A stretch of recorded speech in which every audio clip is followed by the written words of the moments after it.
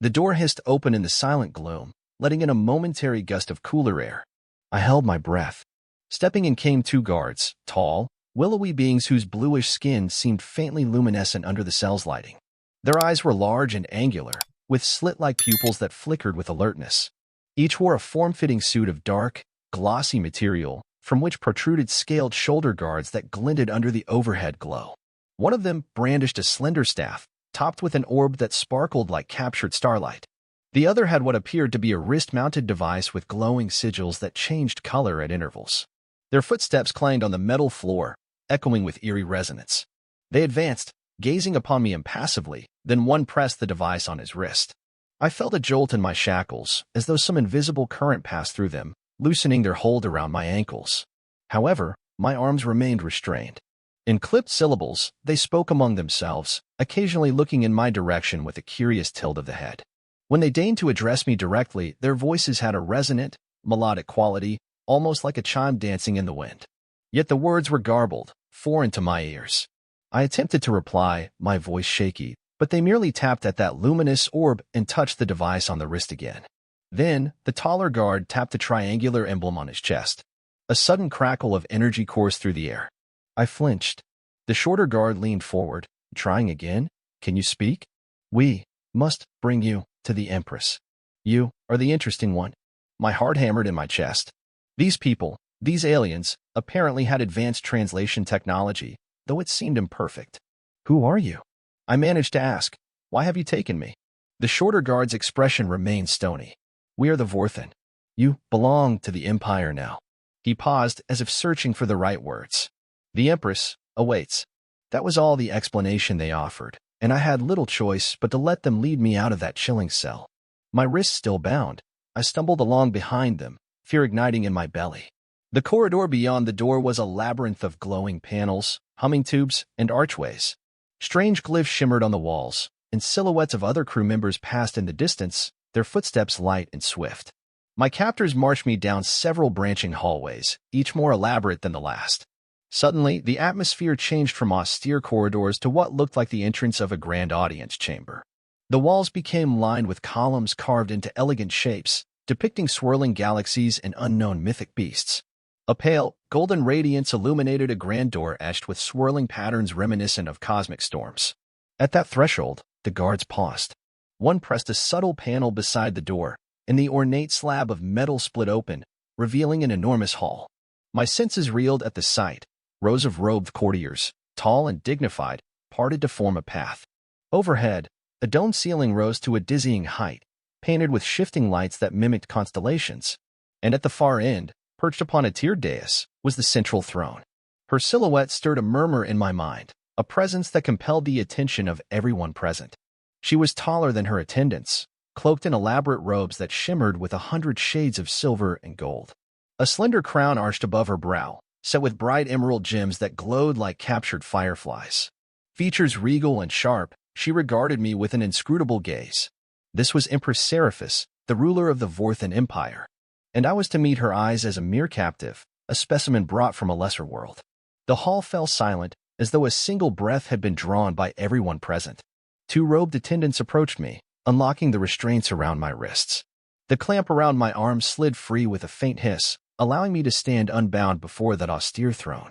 Yet the sensation of newfound freedom did little to calm my nerves.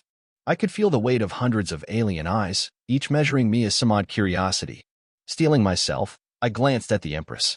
She stared back, her lips curved in the barest hint of interest. Speak, came her voice, a crystalline timbre that rang across the hall. Tell me your name. The same strange translation magic seemed at play, for I heard her words in my own language, though faint echoes of the original alien syllables lingered in the air. Summoning my courage, I offered my name. My voice shook slightly. My name is Ethan Davrin. I come from Earth. My team was surveying a moon near your territory. Then, She raised a hand, and I fell silent. A hush passed over the courtiers, whose embroidered sleeves swayed in the stillness. The Empress leaned forward slightly, her emerald eyes fixed upon me with a keen focus. I know of your star, though we call it by another name, she said. And I see in you something that intrigues me. A resilience, a spark of spirit. You were captured, yes, but you remain unbroken. Her voice, though calm, carried a mesmerizing resonance. "You shall be brought to my private chambers. There, I will learn more of your ways. For now, attend me with your vow that you will not attempt escape." She did not ask whether I agreed or not. She simply lifted her hand in a gesture to the guards, who quickly stepped forth and gestured for me to accompany them. I could only stare, wondering if I should protest, but something in the Empress's gaze warned me not to test her patience. The robed courtiers whispered, their words swirling in that strange language, and I found myself whisked away, deeper into the alien ship, uncertain whether I had gained a tiny reprieve or merely found myself stepping into a far more perilous web. They led me to a wide corridor lined with tall, mirror-like panels. As we walked, I caught glimpses of my own reflection. Tired eyes, hair matted with sweat, uniform torn at one sleeve. I noticed the bruises on my jaw and the shallow cut above my eyebrow. My heart felt heavy, remembering my lost comrades. Where were they now? Had they also survived the attack? The corridor ended at a sealed doorway, far more ornate than the others. Carved with swirling shapes reminiscent of celestial phenomena, it shimmered faintly. One guard placed his palm against a glowing imprint, and with a soft chime, the door parted to reveal an antechamber lit by warm, ambient light. Beyond that, a pair of tall, curving doors parted on their own. Stepping through, I found myself in a spacious chamber of surprising elegance. Translucent draperies fell from the arched ceiling, and along the walls stood pedestals holding vases of what appeared to be exotic flowers, luminescent blossoms that pulsed with gentle bioluminescence, their petals shifting in hues of lavender and pale green. Amid these strange but beautiful surroundings, I saw the Empress Seraphis. She stood with her back to me, gazing through an arched window overlooking a sea of stars, presumably the vista of outer space. When the door slid shut behind me, she turned, her expression neither threatening nor gentle. "I wish to see you again," she began, her tone measured. "Do you know why you've been brought aboard my flagship?" I swallowed. "Not entirely," I admitted, my voice subdued. "We, my survey team, were on a mission. We had no intention of causing offense." "Offense?" Her brows lifted. "You are hardly in a position to commit offense against my empire. Your technology is primitive compared to ours, and your kind seldom ventures into this sector. Our scouts have watched your worlds from a distance at times. You remain an enigma." She paused, eyes raking over me with something like curiosity. "Now, for the first time, we have taken living humans aboard a Vorthan vessel." My heart clenched. So there were others, perhaps from the starships that had ventured into unexplored areas of the galaxy. "Are they alive?" I ventured, voice trembling. "The rest of my team?" She approached, the train of her robe trailing behind her with a soft whisper.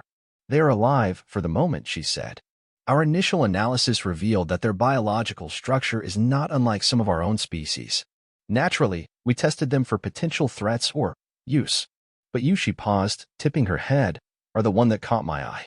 I felt my cheeks flush under that piercing gaze. "Why?" I managed, unsure if I wanted the answer. Instead of responding directly, Empress Seraphis extended a slender hand. Her fingers, tipped with subtle claws, brushed lightly along my cheek, where a bruise still lingered. The touch was surprisingly gentle. "Perhaps it is your spirit," she finally said. "The way you carry yourself, even in chains." I felt a swirl of emotions, not least among them fear, but also a strange sense of fascination. "What do you intend?" I asked quietly. She drew back her hand and turned away, her robes swishing softly. "This empire," she began, her voice reflecting a hint of weariness, "spans many star systems, and I rule it alone, assisted by my council of elders. Yet, power invites intrigue, and the court is rife with those who would wish to topple me or manipulate me for their own ends. I sense that your presence might serve as an advantage, a reminder that there is more to the cosmos than the petty ambitions of lesser lords." I frowned, struggling to comprehend her meaning. "So, you want me to act as some kind of symbol?" A faint smile touched her lips, though her eyes remained distant. "In time, perhaps. For now, I would have you serve me more intimately." She paused, her voice trailing over the word with subtle emphasis. "As my consort." The statement stunned me. I could hardly speak. The notion was inconceivable. An alien empress, proposing that I, a mere captive from another world, become her consort? Yet she said it with quiet assurance, as though used to her slightest whims being obeyed. I began uncertainly. "I don't understand." "Why me? You barely know me." She sighed, turning to face me fully. Her eyes narrowed in a mix of impatience and something that bordered on vulnerability. You need not understand fully. In the Empire, I do as I see fit. And if you do not wish to face the consequences of defiance, her gaze lingered, then you will do as I command. There is no choice, human. An abrupt fear tightened in my chest. Could I refuse? And if I did, what horrors would befall me or my captured team? The logic was simple, brutal in its clarity. To protect them, to ensure they might live another day, I might have to comply. Yet the prospect was terrifying. Slowly, I bowed my head, hoping a gesture of respect would buy me time to think. If I agree to this, I murmured, what becomes of my companions? Empress Seraphis's expression flickered, showing what I could only interpret as triumph. They shall be spared, given duties, or integrated into the ranks of servitors. I do not relish needless cruelty, but I do not hesitate to use it when forced. She took a step forward, her robes glimmering in the soft light. I will see to it that they remain comfortable, so long as your cooperation endures. Do you understand, Ethan Daverin? I hesitated. Then, with no other path visible, I lowered my head further. I do. She reached out once more, delicately lifting my chin to meet her gaze. Then your place is at my side. And so began a new and dangerous life. The days, if one could call them that, passed in a blur. I was given quarters within the Empress's opulent wing, a series of interconnected chambers that overlooked vast starfields through reinforced, transparent hull plating. An entire retinue of alien attendants emerged, tending to every detail of my existence, from clothing made of light, flexible fabrics, to a diet that, while alien, was carefully balanced to sustain my physiology.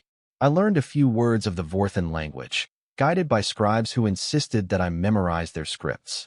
They brought me tablets glowing with strange glyphs, scrolling with historical records of the Empire's conquests. Through them, I gleaned that the Vorthan considered themselves the rightful rulers of this quadrant of the galaxy. Their empire had expanded over centuries, forging alliances when profitable, but swiftly conquering worlds that refused to submit. Soon, rumors filled the corridors. The human, myself, had been chosen by Empress Seraphis as a consort. The notion seemed so bizarre to them that many whispered behind their hands, if only Vorthan had such a gesture. But no one openly questioned the Empress's desire. They merely watched me with guarded curiosity or thinly veiled contempt. Meanwhile, I began to worry about the unseen game I found myself playing. The Empress seemed transfixed by something within me, perhaps the novelty of a human, or perhaps her own ambition demanded an exotic figure at her side. But I also sensed that many lords and ladies in her court viewed my presence as a threat or an opportunity.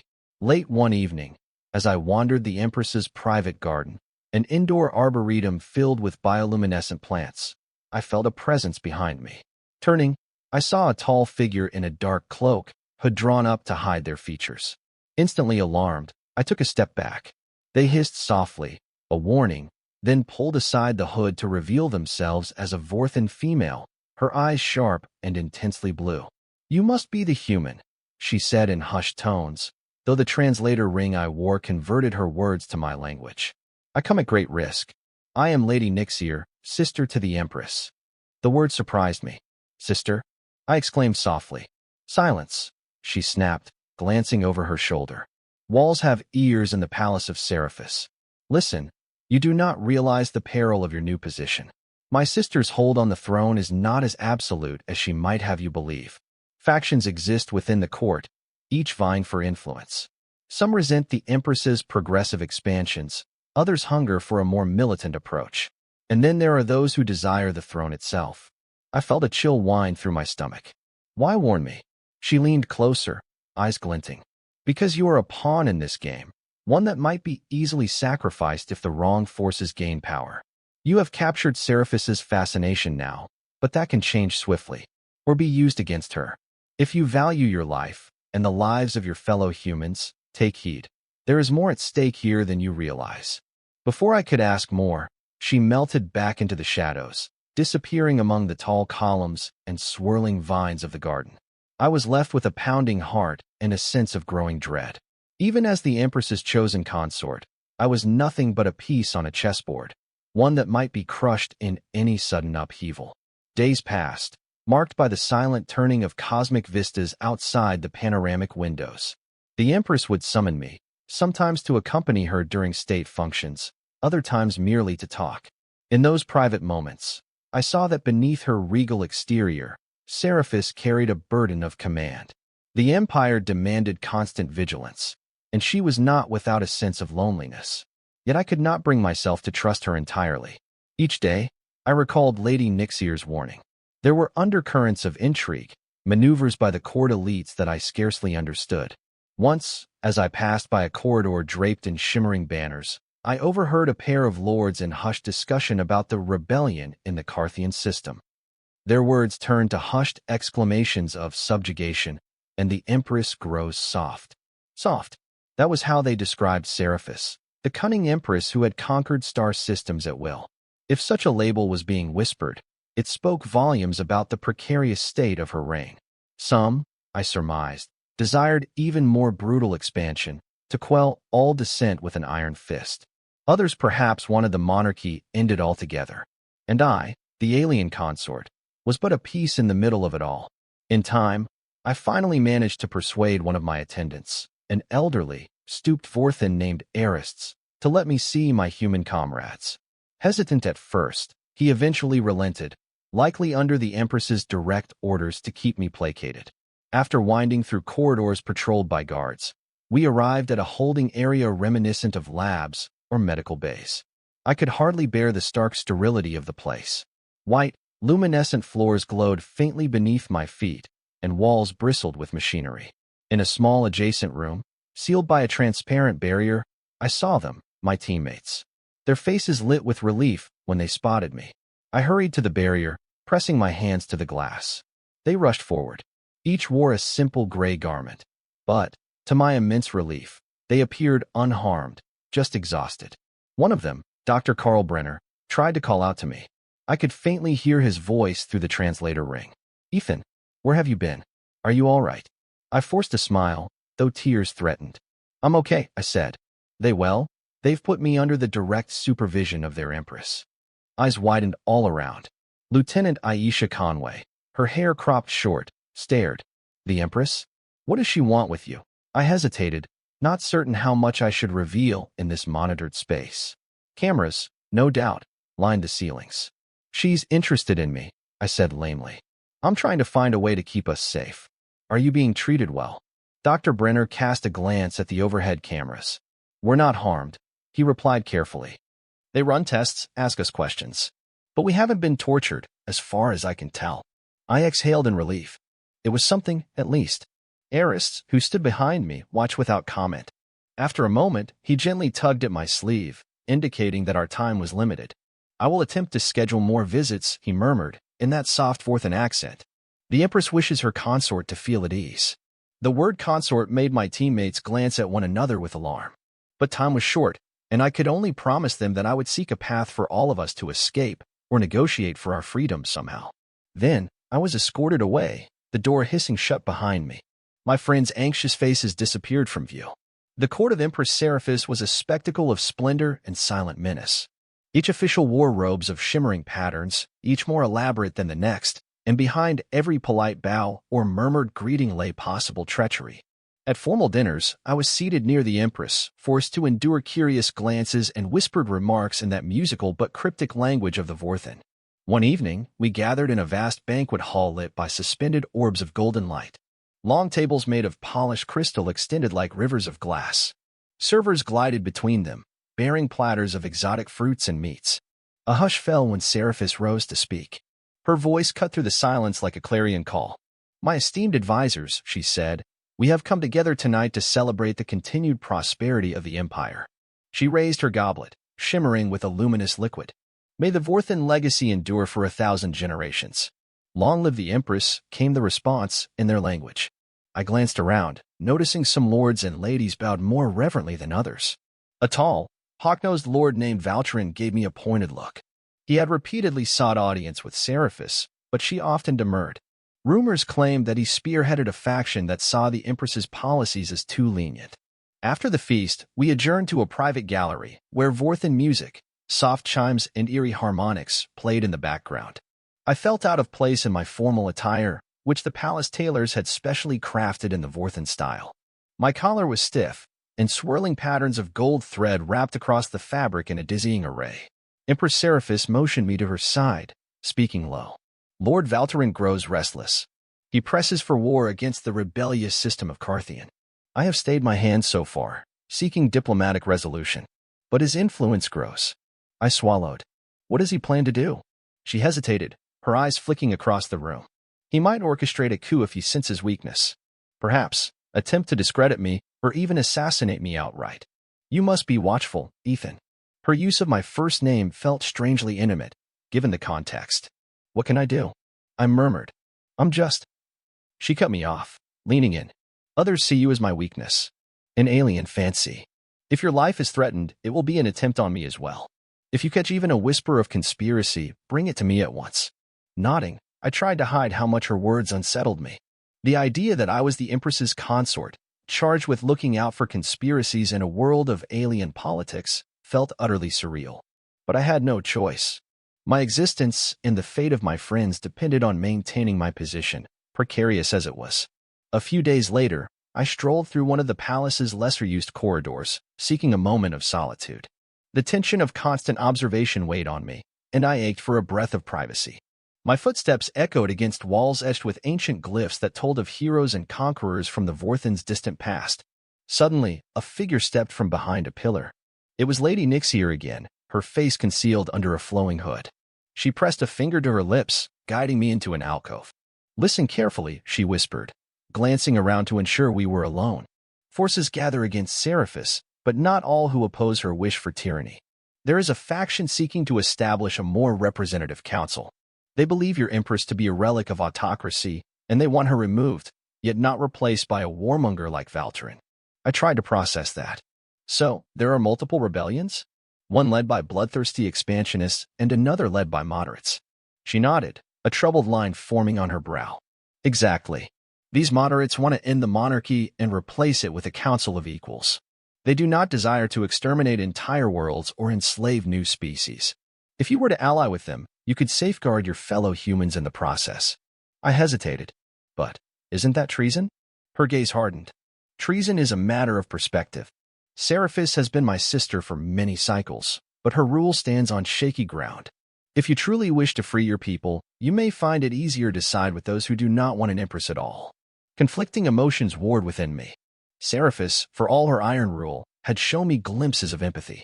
Moreover, I knew that some other factions were far worse. I need time to think, I said finally. Lady Nixier nodded. Then think swiftly. The corridors of power are never static, and the longer you wait, the more entangled you become. With that, she was gone, leaving me to nurse a pounding heart and a tempest of thoughts. That evening, Empress Seraphis summoned me to a balcony overlooking the swirling nebula that the flagship was currently traversing. The cosmic panorama was breathtaking, filled with violet and indigo clouds of interstellar dust illuminated by distant stars. Standing against this magnificent backdrop, Seraphis appeared almost ethereal, her silver robe catching the faint gleam of starlight. She turned at my approach, her expression unreadable. Ethan, you seem troubled. I hesitated, uncertain how to respond. The secrets I carried pressed heavily on my mind. I've just been thinking of home. I lied partially, wondering how long it will be until we see Earth again. Her eyes flickered with something pity or understanding. I realize how unnatural this must feel for you, she said quietly. But know that I have chosen to protect you, as best I can. The palace is not a safe haven. It is a battlefield of invisible daggers, all aimed at the throne. I swallowed. I've heard rumors of rebellion, of discontent, I ventured. Valterin, and maybe others. She nodded grimly, turning her face to the nebulous glow. Yes, some threaten from the side of aggression, thirsting for conquest. Others, from idealistic illusions of democracy, though they scarcely understand the responsibilities of leadership. She shook her head. They do not see that the empire requires firm guidance, lest it fracture into warring states. I recalled Lady Nixier's words about a more enlightened faction. Could they truly govern the empire better, or was it a pipe dream? Still, I could not deny Seraphis's sincerity when she spoke of preserving stability. She might be a conqueror, but she was not entirely without conscience. Have you? I ventured carefully, Ever considered forging an alliance with those who propose peaceful reforms? There might be ways to integrate them, rather than fight them. Seraphis's voice turned steely. Any reform must come from me and me alone. If they had their way, the monarchy would be dismantled. I cannot yield to that. Yet her eyes held a tinge of regret. I must rule with unflinching resolve. Anything less would plunge the galaxy into chaos. Silence hung between us. I struggled with sympathy for her burden, balanced against the knowledge that I and my team were, in essence, her captives. I understand, I murmured. She turned toward me fully then, reaching out to brush her fingertips against mine. The contact felt charged, an unexpected intimacy in this swirl of cosmic dust. Ethan, I have grown to value your counsel, she said. Your perspective is refreshing, untainted by the centuries of Vorthan politics. I would have you remain by my side, not merely as an ornament, but as a confidant. The request caught me off guard. Yet I felt a small sense of resolve forming within. Perhaps I could wield this influence for good. Then, I'll do my best, I replied, quietly. But what if? She silenced me by raising a hand. No more questions tonight, she whispered, the faintest smile touching her lips. Come, share in the splendor of the nebula with me. Let the future wait until dawn. And so I stood beside the Empress, gazing out at the brilliant tapestry of stars. For a moment, we were but two souls, overshadowed by cosmic wonders. Yet the tension of looming threats coiled beneath the surface. The seeds of rebellion, the ambitions of warlords, the desperate hope of moderates, and the fragile line I walked among them all. Some time later, I wandered into the palace library. By now, I had grown somewhat accustomed to the layout of the Empress's domain. The library was a vast chamber lined with crystalline shelves. Data tablets glowed with recorded knowledge spanning millennia. Holographic orbs hovered in midair, displaying stellar charts and historical battles. I had come here in search of distraction, or perhaps insight into how the Vorthan justified their conquests. The hush of that space was broken only by the faint hum of energy fields. Suddenly, a hush that felt more oppressive than usual descended. I turned, sensing a presence behind one of the tall shelves. My hand tensed at my side, though I had no weapon, just an urgent alertness. Carefully, I circled around, peering through the translucent shelving. There, I glimpsed the silhouette of Lord Valtrin. He was speaking in subdued tones to another figure, their features hidden by the gloom. My breath caught as I overheard a snippet of their hushed conversation. The Empress grows weaker. The Carthian situation remains unresolved. She dallies with a human captive. Her once fearsome reign has softened. The second figure murmured something I could not catch, and Valtrin's voice rose a notch. Indeed, if she refuses to give the order for total subjugation, we will force her hand. Then, the Council of Warlords shall seat a new ruler. My heart thundered. It was as Lady Nixier had warned, a faction that wanted to overthrow Seraphis. I dared not move, scarcely breathing. Then, Valtrin hissed, eliminate the alien if you must. The Empress's fascination with him is a liability. A chill raced down my spine. Valtrin meant to kill me, if that would bring Seraphis to heel. With that, the two parted ways, footsteps echoing in the library's hush. I sank against the shelf, trying to steady my breathing. My time had just grown far more precarious.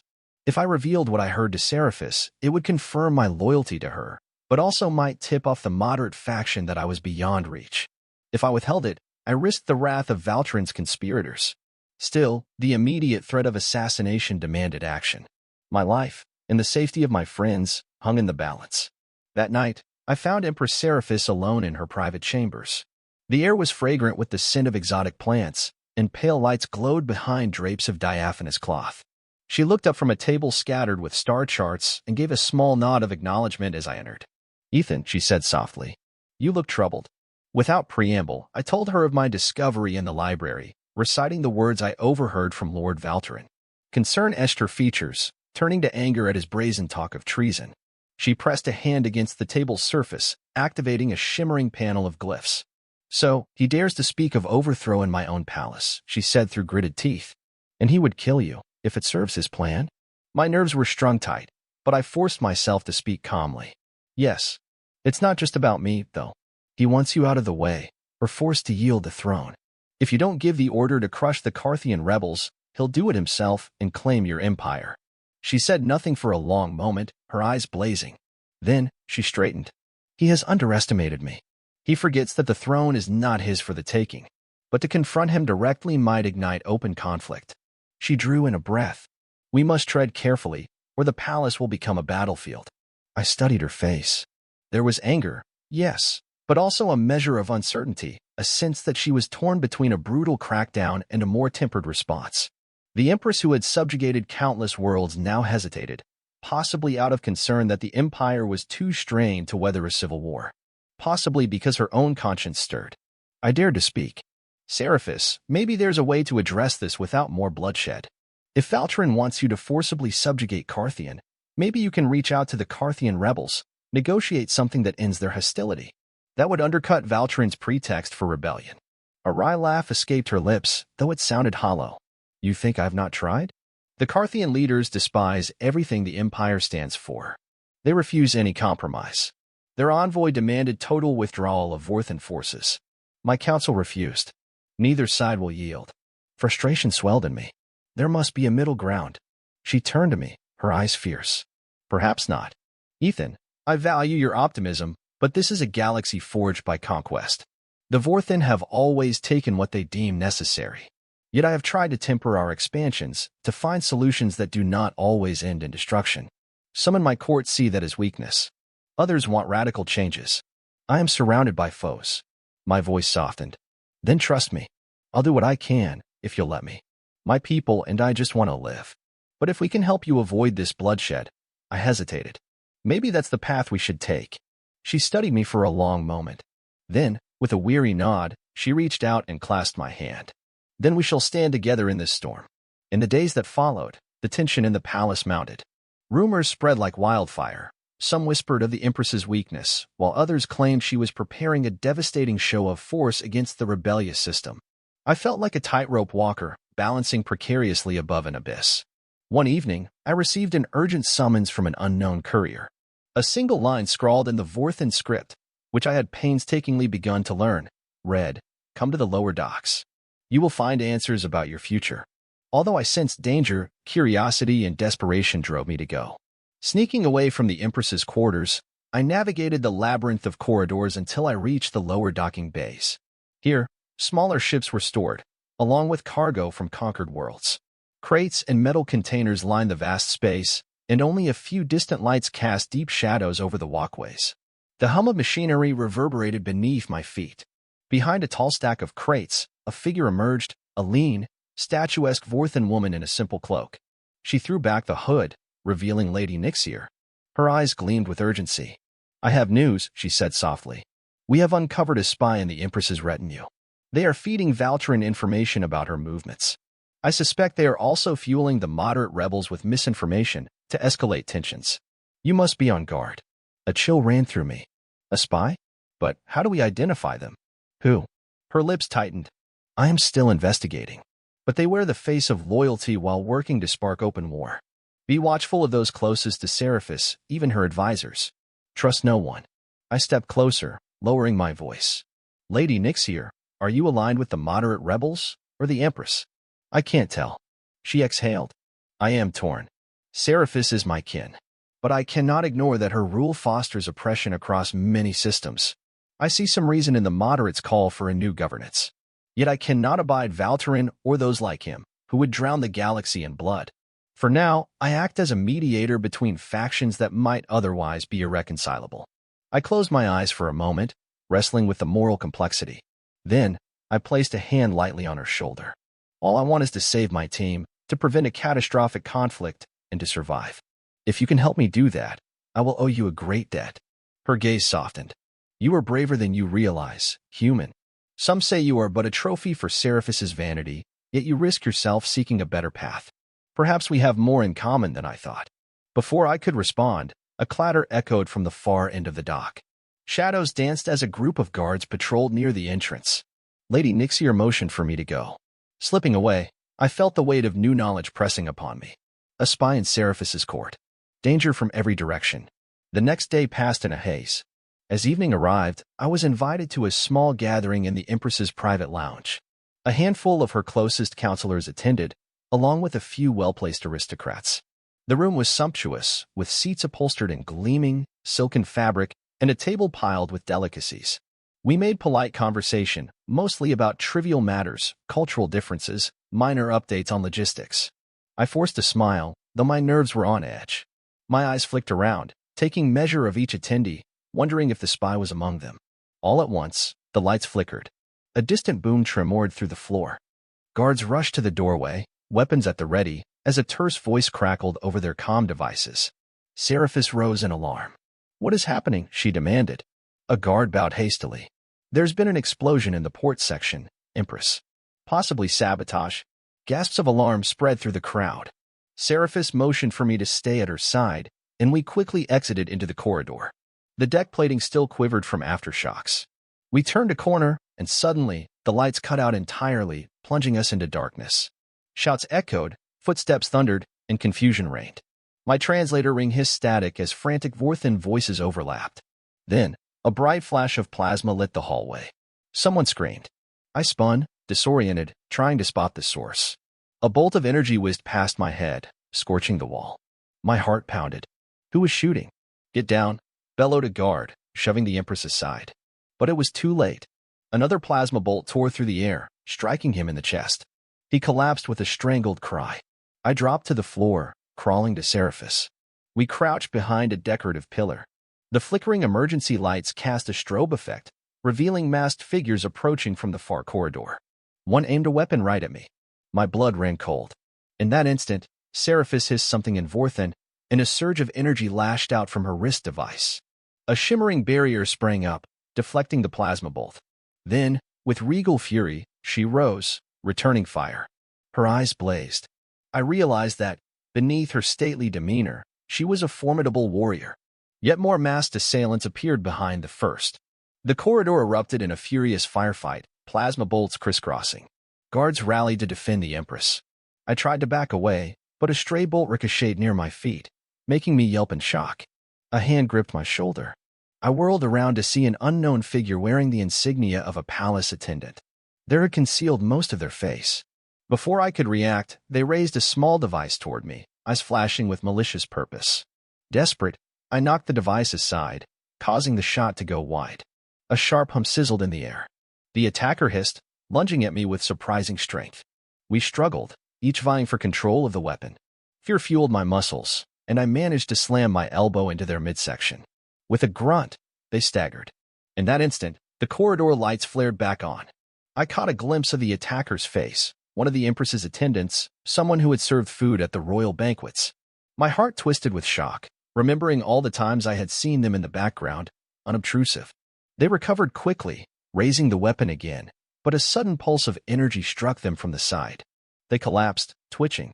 I looked over to see a guard lowering his staff, breathing heavily. "They wanted to kill you," the guard panted. "Are you all right, Consort?" I nodded shakily, adrenaline coursing through me. The guard pulled me to my feet. Around us, the masked attackers who remained were either subdued or dead, leaving only the acrid tang of scorched metal in the air. Seraphis, regaining her composure, turned to me. A slight tremor colored her voice. "You are unhurt?" "Yes," I managed. "But who are they?" She glanced at the fallen figures, some wearing subtle insignias that might tie them to an unknown faction. "Traitors," she spat. "Agents of a conspiracy that runs deeper than I suspected. They sabotaged the lighting and used the confusion to attempt assassination. Of you, of me, perhaps both." I swallowed, realization dawning. This was no random attack. It was orchestrated. The coup, or at least a part of it, was in motion.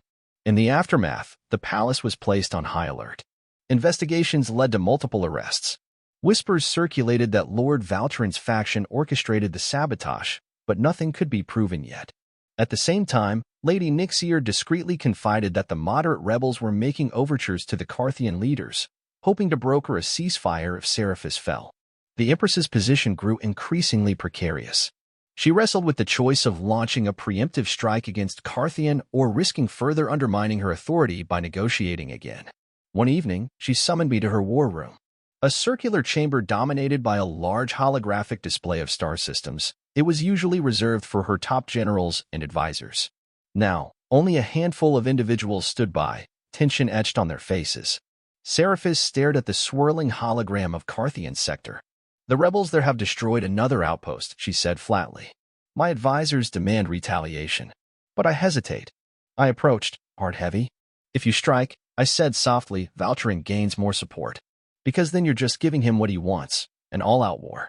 But if you do nothing, your own supporters may see that as weakness. She nodded grimly, leaning against the edge of the holographic display. Hence my dilemma. Summoning my courage, I glanced at the stern faces of the generals. Could we send an envoy, someone who is not aligned with the monarchy, to negotiate a ceasefire with Carthian? That might show we're serious about peace. Maybe a known moderate.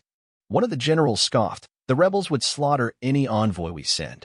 Yet Seraphis raised her hand for silence. We must try something, she said resolutely. Then, her gaze flickered toward me. Ethan, I have a mind to send you. A murmur rippled through the room. I felt my pulse thunder in my ears. Me? A human? An outsider? She stepped forward, voice low. Precisely.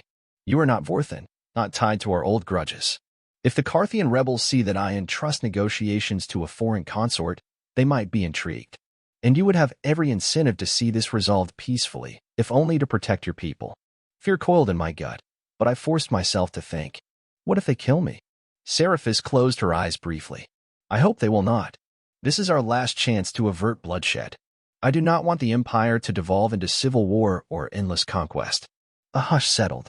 I looked into her eyes and saw desperation, tempered by resolve. Slowly, I nodded. I'll go. I'll try. Within hours, preparations were made. A small diplomatic vessel, lightly armed, was readied in one of the flagship's docking bays. My mind buzzed with a flurry of thoughts and fears. I was to be accompanied by a small team of Vorthan delegates who professed loyalty to Seraphis, though I worried about possible infiltrators. Seraphis herself came to see me off. She stood by the loading ramp, her robe shimmering under the bright docking lights. Return safe, she said softly, so that only I could hear. Your courage will not be forgotten. I gave a fleeting smile, feeling the tension coil in my stomach. I will do everything I can. She took my hand for a moment, then released it. A guard ushered me aboard, along with the small diplomatic team, 3 Vorthan, each with stoic expressions. The hatch sealed behind us. Engines hummed to life, and moments later, our craft disengaged from the flagship, venturing into the star-studded void. The journey to Carthian's frontier took several days by faster-than-light travel. Our craft slipped through warp corridors, guided by advanced navigational arrays. At night, if one could call it that in space, I would stare through the viewport at the endless tapestry of stars, wondering if Earth's sun still shone on my homeland without me. At last, we neared our destination. Carthian's system lay beyond a ring of asteroids that shimmered with the remains of old mining operations. The planet itself was a swirling palette of green landmasses and ochre deserts, dotted with seas of cobalt. But our arrival was anything but serene. As soon as we dropped out of warp, alarm klaxons blared. A barrage of energy pulses streaked past our craft, rocking us violently. We're under fire, shouted one of the Vorthan delegates, gripping the controls. Identify yourselves, came a harsh voice over the comm. This is Carthian defense. Any Vorthan ship entering our sector will be destroyed. I swallowed hard, stepping up to the comm. We're a diplomatic vessel, under a flag of truce. I announced, trying not to let my voice quaver. I am a human envoy, not a Vorthan. We seek to negotiate. Static hissed, then the firing ceased abruptly. After several tense seconds, the voice returned. A human? We have heard rumors of your kind in the Empress's captivity. Very well. Approach at coordinates 47.3. But if you deviate from the path, we will not hesitate to open fire again. Exhaling a shaky breath, I nodded to the pilot. We angled our craft toward the designated approach vector, escorted by 3 small Carthian fighters. My heart pounded, bracing myself for what lay ahead. Behind me, the Vorthan delegates exchanged uncertain glances, also aware of the risk. If I failed, it could mean the start of a full-scale war. But if, by some slim chance, I succeeded, perhaps a glimmer of hope might rise. We landed in a fortified base on Carthian's surface. An energy shield arched overhead, protecting the compound from orbital surveillance. The environment beyond was stark, rocky ridges and dusty plains. Lean, spiny trees dotted the horizon, their leaves a strange bluish color. Armed Carthian soldiers surrounded our craft as soon as the hatch opened. Their uniforms were patchwork, but well-maintained.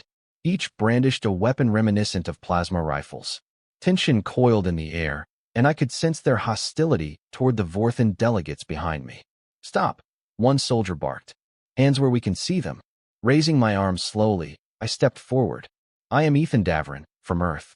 I come in peace on behalf of the Empress, but also for my own people." The soldiers exchanged glances, then parted to let a tall, stern-faced individual through. Clad in a mix of armor plating and cloth drapes, she regarded me with narrowed eyes. "I am Commander Riesel. If you are here to negotiate, you will speak with our council. But I warn you, we have lost many lives to the Empire's tyranny." I nodded, my throat tight. "I understand your mistrust. I'm just asking for a chance." She studied me for a moment, then gestured. "Follow me." My Vorthan companions were forced to remain behind, guarded by a group of soldiers. I alone was taken deeper into the base, winding through corridors carved into natural rock. Eventually, we reached a chamber lit by overhead lamps, where several figures sat around a crude table. A musty smell filled the air, and I saw flickering monitors displaying images of battles and destroyed outposts. Commander Riesel took a seat at one end. "So, you're the human," she began. "We've heard that your people were conquered by Seraphis. Is that why you're here? A prisoner sent to beg for mercy." I forced myself to remain calm. "Earth hasn't been conquered yet," I replied. "But I am a captive. The Empress asked me to bring an offer of peace, or at least a ceasefire. She knows Valterin and others want a full-scale war. She wants to avoid that." A bitter laugh erupted from one of the council members. "Avoid war? The Empress has subjugated countless worlds. What's so different now?" I took a slow breath, recalling all I had learned. "I understand your anger, but if Valterin gains more power, he will unleash unimaginable brutality. Seraphis is not without fault, but she may be the lesser of two evils. If we can find a diplomatic solution, some form of limited autonomy for Carthian, or a staged withdrawal, maybe we can avert a slaughter on both sides." Murmurs rippled around the table. Riesel's eyes flicked to her peers. "You speak of compromise. But the only compromise we have ever received from the Empire is subjugation under kinder terms. Our freedom is non-negotiable." I sighed. I realize that. But I'm asking for a path forward that doesn't involve total war. If you push the Empire to the edge, they might respond with the worst of their arsenal. Countless innocents will die on both sides. Riesel's brow furrowed. Slowly, she exchanged looks with the council members. At length, she returned her gaze to me. "There is a possibility for dialogue," she admitted, voice begrudging. "But we do not trust the Empress. If we come to the table, we need guarantees." "Name them," I urged, heart fluttering with hope. "We want the immediate withdrawal of all Vorthan troops from our outer colonies," she said, "and a tribunal to address war crimes the Empire committed. Only then will we pause our uprising." My mind reeled. Could Seraphis possibly agree? It was a tall order, a direct threat to her authority. But it might also be the only path to defuse the crisis. "All right," I said, trying to sound resolute. "I'll convey your terms. If the Empress agrees to open that discussion, will you halt further attacks?" She hesitated. "Yes, for a short time. But do not think we are powerless. If we sense treachery, we will bring the fight to the Empire's heart." It took 2 days to finalize the framework of this tentative proposal. I left the Carthian base with documents signed by Riesel and her council, stating their terms for negotiation. My Vorthan companions, though tense, were relieved that we were allowed to depart without bloodshed. We made our way back to the Empress's flagship, flying under the same uneasy escort we arrived with. Upon docking, I hurried to Seraphis's chambers, anxious to present the Carthian proposal. But as soon as I stepped off the ship, a dreadful sight greeted me. Smoke trailed from part of the flagship's superstructure, and squads of heavily armed guards patrolled the corridors, some with wounded limbs or singed armor. The tension was palpable. "Consort," a guard exclaimed upon seeing me. "There was an attack. Valterin's forces attempted to seize the forward decks. The Empress beat them back, but the fighting continues in pockets." My heart seized. Is Seraphis all right? "She is in the throne room, holding the line. Hurry." Without another word, I dashed through the corridors, past the wounded and scattered debris. The air smelled of scorched metal and the faint tang of ozone. Finally, I reached the throne room, pushing past the battered door. Inside, a fierce battle raged. Valthan loyalists and traitors clashed with energy weapons and staff-like stun batons. Bodies littered the floor. Sparks rained from damaged overhead lighting. And at the center of it all, on the dais that held her throne, stood Empress Seraphis. Her regal robes were torn, her crown askew, but her eyes blazed with defiance. She unleashed a flurry of power from her wrist device, sending arcs of energy that knocked several assailants back. I saw the tall form of Lord Valterin, cloaked in battle armor, leveling a weapon at her. My adrenaline surged. "Seraphis," I yelled, rushing forward without thought. Valterin turned at the sound of my voice. A snarl crossed his face. "You? The alien who corrupts our Empress." "Die," he fired. Time slowed as I saw the flash of the barrel. I dove to the side, narrowly avoiding the deadly bolt. The plasma scorched the marble floor behind me. Rolling, I grabbed a fallen guard's staff weapon. I had never used one before, but desperation guided my hands. Valterin fired again. This time, the shot was aimed at Seraphis. She managed to deflect it with her shimmering barrier, though it flickered dangerously. Realizing her shield might fail soon, I scrambled to my feet and swung the staff at Valterin's weapon. The crack of energy reverberated through my arms as the staff collided with his gun, deflecting his aim upward. A bolt of plasma scorched the ceiling. He snarled, pivoting to strike me with the weapon's butt. Pain exploded in my side, and I staggered. Summoning what remained of my strength, I jabbed the staff at him, channeling a burst of energy I barely understood. Sparks erupted on contact, hurling him back. He slammed against a pillar, momentarily stunned.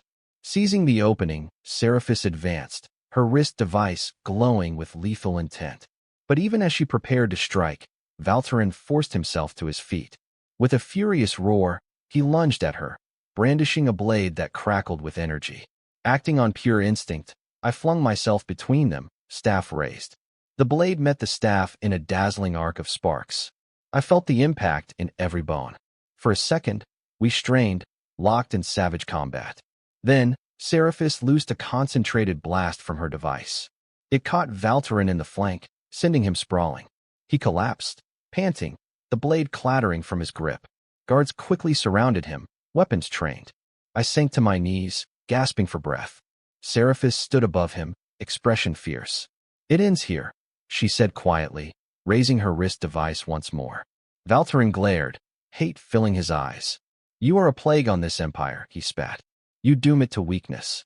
Seraphis hesitated. I saw the flicker in her gaze, the choice between execution and captivity. Then, with a bitter sigh, she lowered her arm. "Take him away. He will answer for his treason." The guards hauled Valterin off, and a hush settled over the throne room. The acrid smell of battle lingered in the air, as did the moans of the wounded. Seraphis surveyed the carnage, shoulders tense. Then, she turned to me, relief warring with exhaustion on her face. "You are hurt," she murmured, kneeling at my side. I winced, nodding. "I'll be all right," I managed. "Is it over?" She exhaled, her voice trembling. "Valterin's coup has failed for now, but the Empire bleeds." Gently, she touched my temple, where a shallow cut oozed blood. "You risked your life for me." My breath caught, the pain almost forgotten. "You risked yours for me, too." A faint smile tugged at her lips. Then, her gaze fell to the data tablet I clutched in my other hand. "What is that?" I managed a weak laugh. "The Carthian rebels' proposal. They're willing to talk, but they demand significant concessions." She took the tablet, I scanning the alien script. "So they want immediate withdrawal from their colonies, plus a tribunal. That is a hard demand." "It is," I agreed, "but not impossible. If you're willing, it could stop the cycle of violence, show strength through mercy, and overshadow Valterin's war faction." She studied me for a moment, an unspoken question in her gaze. Then, with a resolute nod, she said, "I will meet them. For the sake of this empire, I will try." Weeks passed as the empire reeled from the attempted coup. Valterin's supporters were rooted out, some imprisoned, others exiled to remote colonies. The Empress convened an emergency council, including more moderate voices, to chart a new course. Meanwhile, negotiations with Carthian inched forward. The rebel leaders, grudgingly, came to the table. I assisted Seraphis in drafting terms. My vantage as an outsider, a human, earned me a measure of trust from both sides. Little by little, a framework for peace emerged: partial autonomy for Carthian, phased withdrawal of imperial garrisons, and a promise from the rebels to cease hostilities. The question of a tribunal for alleged war crimes was tabled for further discussion, but at least the guns fell silent. Across the empire, a cautious optimism spread. though not without pockets of resistance. Some warlike factions grumbled that Seraphis had lost her edge, but others began to see her as a more enlightened ruler, willing to adapt rather than crush all dissent. During that time, I was finally reunited with my human comrades, who were released from their sterile holding facilities. We embraced tearfully, relief washing over us. By the Empress's decree, we were given the freedom to remain as guests or to leave on the next transport that traveled closer to Earth's sector. We chose the latter, though the date of that journey remained uncertain. In quiet moments, Seraphis and I spoke of the future. She confessed she did not know whether the Empire would endure in its current form. Perhaps in time, the monarchy will yield to a new system, she mused. But I can only hope it will be a better one, shaped by peace rather than bloodshed. I could not deny a sense of longing in her voice, as though she wished to transcend the role of conqueror. Yet she was still the Empress, and changing an entire civilization would not happen overnight. One morning, I awoke to find an ornate envelope on the table in my chamber. Within lay a single sheet of fine parchment, bearing the official seal of Empress Seraphis. It read, "Ethan Daverin, you have stood by my side in peril and uncertain times. You have shown a spirit worthy of respect among my people, saving the Empire from the brink of civil war. I invite you to remain as my consort officially, sharing in the governance of the realm, forging a new path for Vorthan and human relations alike. Should you accept, you will be bound to the palace by oath, and your people guaranteed safe passage wherever our ships travel.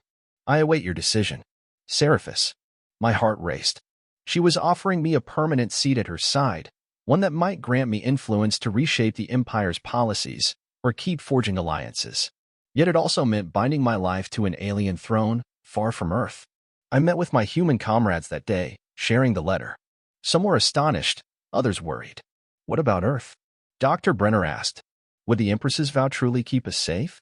Lieutenant Conway put a hand on my shoulder. Ethan, this could be big. We'd have an ally in high places, maybe the highest. It might protect Earth from future Vorthan aggression. But it's your call. I struggled with conflicting desires, the pull of home, and the sense of responsibility to prevent further suffering in the galaxy. Seraphis had changed in my eyes, from a remote tyrant to a ruler burdened by unrelenting demands. We had forged a bond, unlikely as it was. Could I truly abandon that, now that a fragile peace was within reach? Yet, I also hungered to see Earth again, to stand on its soil, breathe its air, free from the constraints of alien politics. After all, I had been abducted, forced into servitude. Even though I had grown closer to Seraphis, there was a part of me that still bristled at the memory of captivity. That evening, I sought out Empress Seraphis in her private garden, where the bioluminescent flowers swayed in a soft current of recycled air. She stood near a column draped with silver vines, gazing up at the artificial twilight projected on the dome above. Hearing my approach, she turned, offering a quiet smile. You received my letter. I nodded, swallowing hard. I did. Her expression remained serene. I know this is not an easy decision. I ask much of you. My chest felt tight. You've given me and my people our freedom. You're trying to broker peace for entire star systems. I owe you my thanks. But to stay as your consort. She stepped closer, her voice soft. I will not force you. You have a choice, Ethan. If you wish to return to Earth, I will arrange it, along with your team. You may depart the Empire in peace. I looked at her, seeing the vulnerability in her eyes. Whatever else she was, she had come to care, in her own way. What would happen here, if I left? Her gaze drifted among the glowing blooms. I will continue. The seeds of a new order have been planted, though it may take decades to bear fruit. If you leave, I will accept your decision. But you have a gift for bridging gaps between worlds. If you remain, perhaps together we can guide the Empire toward a more just future. Tears stung the back of my eyes, and I was surprised by the depth of my emotions. Beyond the politics, the fear, the uncertainty, I had formed a bond with this enigmatic Empress. I never thought I would feel this way, I whispered, when I first awoke in that cell. She reached out, brushing a fingertip across my cheek. Nor did I imagine finding a human who could open my eyes to the possibility of change. For a long moment, we stood in silence, beneath the softly pulsing lights of the alien flowers, our destinies intertwined. Then, with a trembling breath, I made my decision. The day of departure arrived. My human comrades, a small group of scientists, engineers, and explorers, gathered in the docking bay. We stood next to a sleek transport vessel supplied by the Vorthan. Its flight plan, to journey across known hyperlanes until it reached the outskirts of Earth's sector, where we might rendezvous with any Earth vessel or research station. My friends would complete that leg of the journey, eventually returning home. But I would not be among them. I stood with Empress Seraphis at my side, watching as they boarded. Tears glistened in Dr. Brenner's eyes as he clasped my hand in farewell. "You're sure?" he whispered. Nodding, I mustered a confident smile. "Earth will manage. You'll tell them what happened, show them the data, the star maps. And hopefully, when the time is right, Earth and the Empire can meet again in friendship." Lieutenant Conway embraced me, a rare show of warmth from her. "You're doing something big here," she said, her voice tight. "Don't forget us, all right? We'll keep a place for you at the table if you ever come home." My throat closed with emotion. "Thank you," I whispered. "Stay safe out there." One by one, they boarded, and the hatch sealed. The engines hummed, and I stepped back, standing beside Seraphis, who watched solemnly. The vessel lifted off smoothly, passing through the energy shields of the bay. A moment later, it disappeared into the stars, carrying them away from this alien empire toward Earth. I let out a long breath. Empress Seraphis turned to me, gently placing a hand on my shoulder. "You have given up much." I smiled, though tears still threatened. "I'm gaining something too. A chance to help shape this empire, to be more than a prisoner or a consort in name only. I'm here because I believe there can be a better future." She nodded, her emerald eyes shining with emotion. Then, in a rare public display of affection, she leaned in, pressing her forehead against mine. The surrounding guards and attendants discreetly looked away, allowing us a private moment. Hand in hand, we left the docking bay, walking through corridors still scarred from the recent battles. Yet for the first time since my capture, I felt hope radiating within me. Beyond these halls, entire star systems trembled with possibility: Carthian, newly freed from oppression, and other worlds that might soon follow a similar path. It would not be simple. There would be countless political battles, the slow process of dismantling some of the Empire's more ruthless apparatuses, and forging treaties with newly liberated territories. Doubtless, foes like Valtrin might try again one day, but we would face it together. At the entrance to the throne room, Seraphis paused, turning to me. "Are you ready?" I gazed at the towering doors, recalling the first time I had stood here as a chained prisoner, trembling and uncertain. Now, I entered as a partner in the realm's future, an improbable, unexpected role for a human once enslaved by aliens. "Yes," I said softly, heart steady. "I'm ready." Together, we stepped through the doors, stepping into a grand hall suffused with light. Courtiers bowed, acknowledging both their empress and me. And there, upon the dais that had witnessed so much bloodshed and intrigue, I took my place beside her, not as a captive, but as an ally, a voice of reason, and dare I say, a friend. In that moment, the Empire's future shimmered with the dawn of a new era, a hope that perhaps, in this vast galaxy of uncertainty, harmony could be forged after all.